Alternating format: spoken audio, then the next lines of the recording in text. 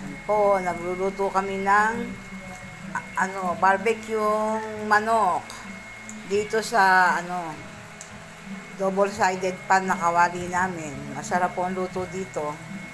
Kaya palagi kaming nagluluto ng ganito. Simple lang, di ka na magpapabaga ng uling. Ganyan po. Masarap yung luto dito.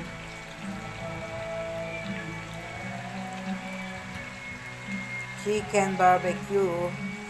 Si Lester po ang nagluluto. Yan ang ulam namin ngayong hapon.